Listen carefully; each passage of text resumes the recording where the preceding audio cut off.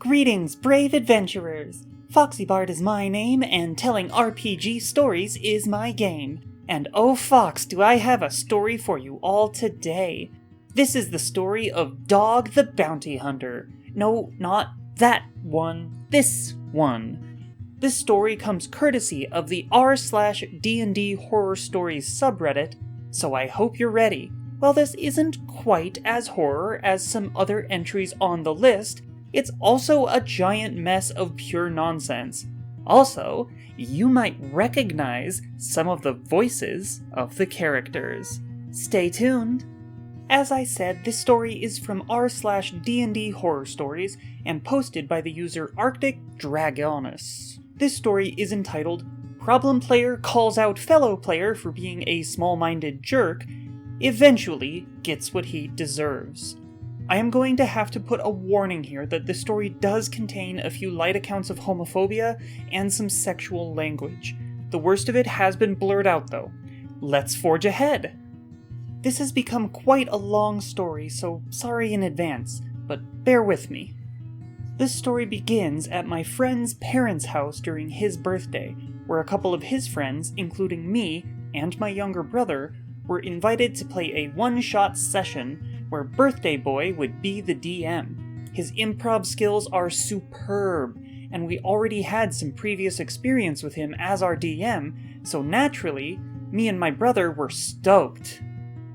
The party consisted of 5 players. Me, whose character will be voiced by Crow's Perch, Lil Bro, Ben, Mike, who in this reading will be voiced by Pseudonym, and Dog. All names are fake for privacy reasons. There is also the DM himself, who in this reading will be played by none other than the artificial DM. When you get done watching, if you liked their readings, please go to their channels and check them out, they're all great. We were all asked to make characters beforehand since it was a one-shot, and there wouldn't be enough time to include character creation during the same day. They would all be level 7, and DM told us we could use any official sourcebook, except for Unearthed Arcana, as long as we would send him our creation a few days prior to the session, so he could both check them and incorporate them into the session. The day of the one-shot was upon us, and we all went to DM's house. The weather was great, there was a barbecue, and drinks. A perfect day for D&D in the backyard. Everyone got their character sheets approved and brought pen, paper, and dice. Everyone, except for one. Enter Mike, a guy in his early 30s with a drug addiction and a criminal record. Not super relevant, but, you know. I've never gotten along with him, so I avoided as much contact as possible, but at some situations, like Birthday Boy's birthdays, this wasn't really an option. Naturally, I wasn't all that enthusiastic when I found out he was one of the players, but hey, it's DM's birthday, and Mike's a long friend of the DM, so we just had to roll with it. When we were all seated and emptied our bags onto the table, he was still at the barbecue, making small talk with DM's family. I didn't know Mike was gay up until that point, but when the group at the table started talking about why his boyfriend wasn't here, I asked about it, and suddenly another friend of DM, let's call him Ben, called to Mike and asked which one of them was the female when they... Oh, Ben. Although wildly inappropriate, it became awkwardly silent at the table. He thought it was hilarious. No, oh, Ben. Mike walked towards the group and calmly told Ben, I don't ask you if your GF uses a strap-on for you at night either, do I? Thinking this was the perfect way to shut Ben up, I actually got some respect for a guy I'd been avoiding for years due to his behavior in past. Honestly, that's not a good joke either. Stop. Mike sat down next to DM when he suddenly proclaimed he hadn't made a character sheet yet. So he asked DM if he could use his PC to quickly print one. He had the perfect idea for a character in mind. Ugh. DM, eager to start but not wanting to leave one of his friends out, agreed and both of them went inside. After 10 minutes we could finally start the session. Our characters were introduced to each other during the first 5 minutes of the game. The place was described as a bustling city with massive walls to keep monsters from coming in. The city itself had a lot of lights and would remind us of Vegas. I played a blue kobold draconic sorcerer named Kak, who wanted to gather fame and wealth to please his master, which led him to venture to this city. Ben played a water genasi fighter called Benny Genasi, a pun for the creator of the song Satisfaction from decades ago to anyone too young to remember. Then there was Mike, who played an Aasimar monk. Sounded fine until he revealed, and I quote, My character's name is Mike Hunt, and his entire reason for living is finding and foxing as many as he possibly can. Ugh, thanks for that, Mike. I've gotta censor that, don't I? Mike thought it was hilarious. Everyone else at the table found this heavily distasteful at best. Naturally, I was baffled by this massive hypocrisy at display here. Having him shut someone up when it comes to sex between a gay couple because it's inappropriate, and only 15 minutes later makes an entire character based around screwing as many females as he possibly can? Remember that little bit of respect I had found? Yeah, gone. Poof. The three of us met at a building with massive billboards. It was advertised there would be lots of wealth and fame for anyone winning a certain competition. All we needed to do was enter this building to participate. I got Hunter x Hunter Arena vibes when we entered, because there were lots and lots of random NPC fighters around. After the three of us entered the building, the doors shut, and a massive spotlight showed a stage where Dog and Lil Bro's characters were situated. It turned out Dog, Lil Bro, and the DM had devised the main plot for this session together. Teamwork! Lil Bro played a human artificer who had made a trinket that would follow anyone around. Lil Bro was basically the cameraman for the TV show that would eventually follow.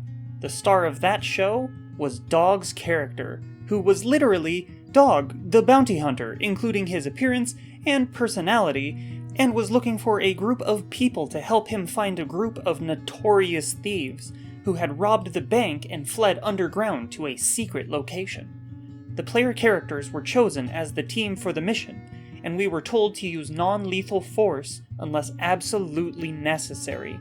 We all signed a contract, and we went off on our adventure. The group followed the clues from the bank to the sewers, where they found an illusory wall just before a dead end, where a door was located. After some shenanigans of running through said wall and making the original camera almost crash, we made it into the room, where one of the gang and two lackeys are hiding. Combat breaks out, and after a round of losing the fight, the gang member tries to flee while his lackeys are ordered to keep us busy. I run after him and manage to tackle the gang member, threaten him with a shocking grasp while sitting on his back, waiting for the team to catch up. Mike straight up kills the first enemy he laid his eyes upon by shooting him in the head during combat, and when he's berated about this by Dog, he makes it out to be a mistake. Dog decides he can't let the other one tell anybody what just happened to prevent a scandal. So he ultimately kills the second one and asks the cameraman to cut this part of the footage. They portrayed the lackeys to have tripped in the trajectory of a stray arrow, so they headshot themselves. Really? After a few minutes, the rest of the party arrives at my location, and Dog pushes me off of the target and claims it as his own victory, while Lil Bro only catches that part on camera. Naturally, Kak is upset because his chance for glory has been foiled by some self-absorbed jerk. We take the gang member to prison, which contains anti-magic cells to prevent breakout through any magical means, and try to question him through the bars with little success. Ben has the idea to bribe the guard to let us into the cell and look away for a minute, which works. Mike then proceeds to get a bucket of water and some cloth and states he wants to torture the prisoner through waterboarding. Whoa, no. At which point I tell the group Kak doesn't want anything to do with this, and he leaves. Lil Bro, being the cameraman, obviously doesn't film this and goes with Kak. Dog and Ben stay around to gain the needed info on the rest of the gang. They seem to be located in a cave not far from the city, and all the loot is stored there. Having heard this, Ben and Dog decide the prisoner had suffered enough already, and they had heard enough to continue the search and leave the cell. Mike, on the other hand, tells them to go ahead since he wants to, talk some more with the prisoner. Oh, great. At this point, everyone at the table looks confused, but the DM says, Okay, Ben and Dog weaken the guard and thank him for his cooperation. They're now upstairs and out of earshot. What do you want to talk about? I stab him in the stomach. Everyone. What? Mike. You heard me, I stab him with my dagger. Everyone looks at Mike in total disbelief. Why? He's in prison, bound to a chair, and you already tortured the guy in front of a prison guard. So, he got bribed to look away, right? This asshole tried to kill me back in the sewers. I want payback. The gang member did in fact try to attack you, but so would anyone else who gets invaded in his lair and attacked by a group of mercenaries. Do I need to roll anything, or is he just dead now? Me, glancing at his character sheet since he's sitting right next to me.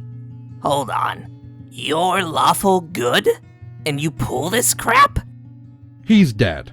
Blood gushes out of his belly while he looks at you in shock. So does the guard at the other side of the cell. And he has the key, which he uses to lock you up where you belong. Mike is absolutely confused, not processing how actions have consequences. I guess since he always got away with crime-related stuff in real life, he never even contemplated consequences existed. Mike asks for help, but since everyone is outside, and he got left alone in the underground prison of this bustling city, we all tell him nobody can hear him. We're all absolutely fed up with all of his crap. Even the DM tells him with a stern face that, if you pull this kind of crap while alone, you're bound to get screwed. At this point, Mike becomes furious, stands up, and yells, Fine, I'll just pack my dice and leave then if you guys don't want to help me out anymore. Honestly, we really should have just let him go. It would have been way easier without a murder hobo within the group, but it was DM's birthday, and Dog decided he would go check on Mike since he took so long to get back to the group. This instantly satisfied Mike, who knew he had gotten away with absolute horrid behavior yet again. Dog bribed the guard with even more gold this time, and assured him his TV team would clear up the mess for the guard. It had happened more than a few times in the past where they had to clean up Dog's mess for him, but he made them good money, so they would do it anyway. So with that settled, we traveled to the cave where the rest of the gang would hide out. And this is where I had my character shine more than I have ever experienced in the couple of years I've played D&D. I told the group I could use disguise self to make myself look like the gang member. I was even the same size as him, so the deception should go fairly well. This would be the safest approach, since nobody knew the layout or if there would be an ambush. Using me as an insider would mean I could backstab the enemy while they were focused on fighting the rest of the party. The group agreed without hesitation. Lil Bro's character was too squishy to fight, as he only focused on role-playing a cameraman. Dog wanted glory, but this was easier gained if someone else did all the groundwork for him, and Benny actually thought this was a really well-thought-out plan. Mike didn't seem to care as long as he was going to get to kill stuff and get... Mike... Gotta censor that too. I saw DM and Lil Bro smiling since they knew me for over 20 years at that point, and they knew exactly I was completely fed up with Mike's crap. Dog's self-centered attitude, although just roleplayed really well, taking all the glory for himself with the help of Lil Bro's cameraman, and the simple compliance of Benny. In hindsight, I think he realized I decided Kak would try to deceive the gang into thinking he was the killed gang member, and from there, judging the team's actions, I would either help them secure the gold, or betray them all and watch everyone destroy each other in the mayhem, having Kak take everything for himself. When entering the cave, Kak quickly ran towards the gang, telling them he had been attacked by a band of mercenaries at their hiding spot in the sewers, and he barely escaped. All while telling them exactly what the rest of the party looked like. both to make the lie more convincing and to make the gang focus the party, since they wouldn't know a blue kobold was with them. The party could hear what was going on, but believed the half-lie easily enough. Soon enough, chaos broke out as the party tried to enter, and the gang realized it was their friends' attackers. During combat, after some rounds of sneaking towards the wagon where the gold bars were stashed, I happened to be the party member with a dimensional storage item. I sneakily tucked some away until gang members realized I was stealing from them while they were fighting. At that point, I was discovered, so I started throwing lightning bolts at the gang members, but I constantly tried to aim in such a way that it would also destroy the camera, hiding the evidence in case the cameraman would get away with footage of my possible betrayal, or at Mike's character, who was, strangely enough, constantly flying somewhere in the back with a bow and arrow, missing every shot, but too scared to come closer, even though he played a monk. Due to the massive distance between us, I never managed to hit him, but he also never got the wiser. The gang eventually went down, and we rushed to the wagon to stow some gold away before the authorities would come to claim it. Dog's logic was, "The gang had already spent some of the bars. We deserve some extra reward after this. Right, guys?" Oh wow, that is a terrible Dog the Bounty Hunter impression. While he winked at the cameraman, who promptly deleted any footage of the cart or this conversation. It felt a little anticlimactic since what I had aimed for didn't plan out the way I wanted, and Mike had gotten away scot-free, even though he did jack crap during the entire encounter. I volunteered to stow 10 gold bars away into the bag, since carrying it would be a chore and gold bars would get noticed if we just carry them. Again, nobody objected. I had already snuck 2 gold bars into the bag, so now I had a total of 12. After we alerted the authorities, we were escorted by carriage through a massive forest back towards the city to claim our, or rather, Dog's, glory. It turned out, as Dog explained during the ride to town, the contract we signed at the start mentioned in fine print that not a single one of us would have any decent scene in the production of his film, and thus Dog would get all the glory. What also stood in the fine print was that 90% of the reward for capturing or killing the gang would be transferred towards the production studio, so all we actually had was the 2 gold bars per party member and a small bit of reward. Lil Bro knew about this, of course, but he already got paid for the production, so he just laughed about it. Benny, being a master at forgery, had changed his contract so that he would split the reward money and scenes with Dog.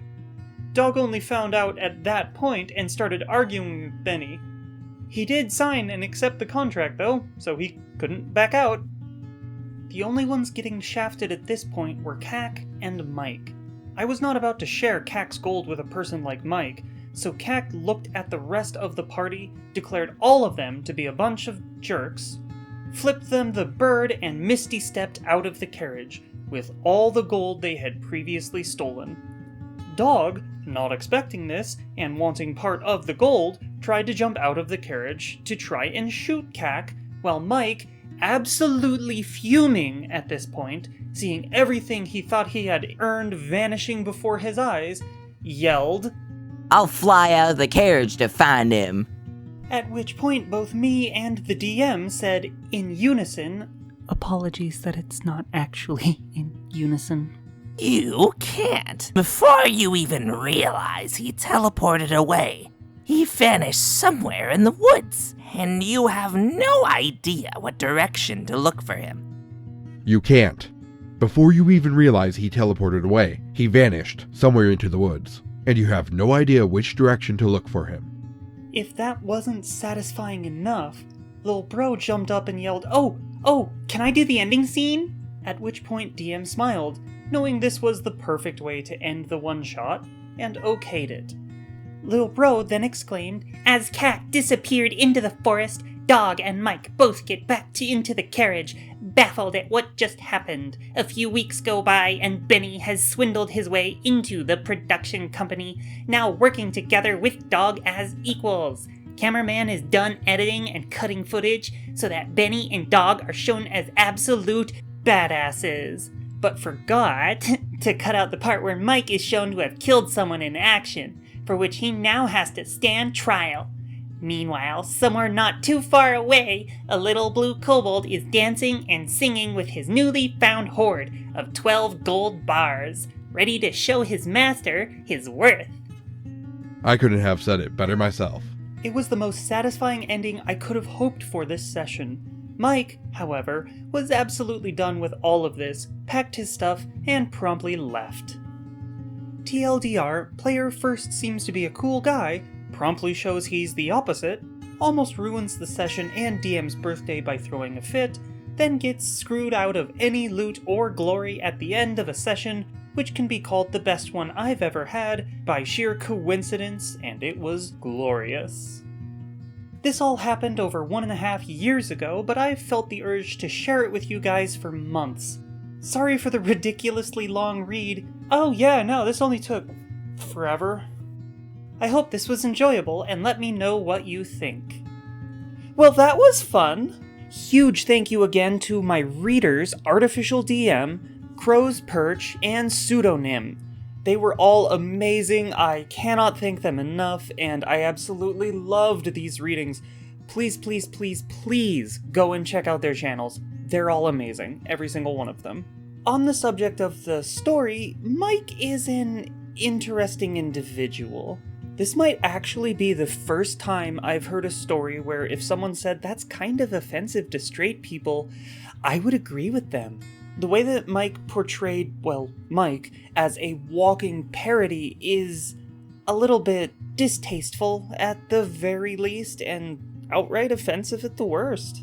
It seems OP's initial misgivings about not wanting to spend a bunch of time around him were probably in the correct.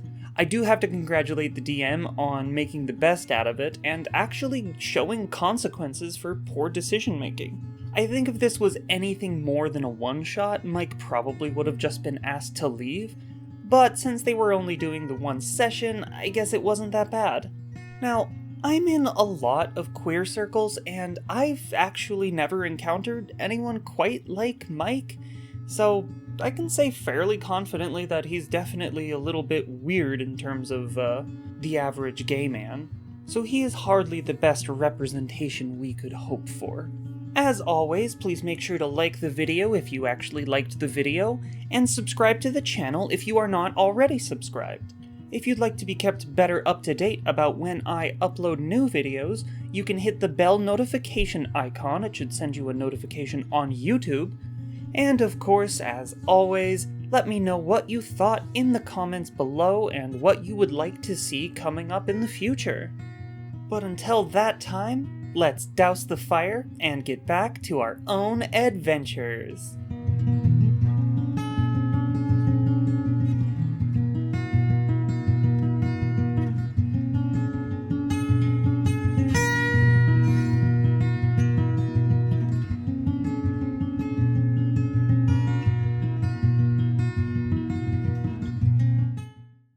Teamwork.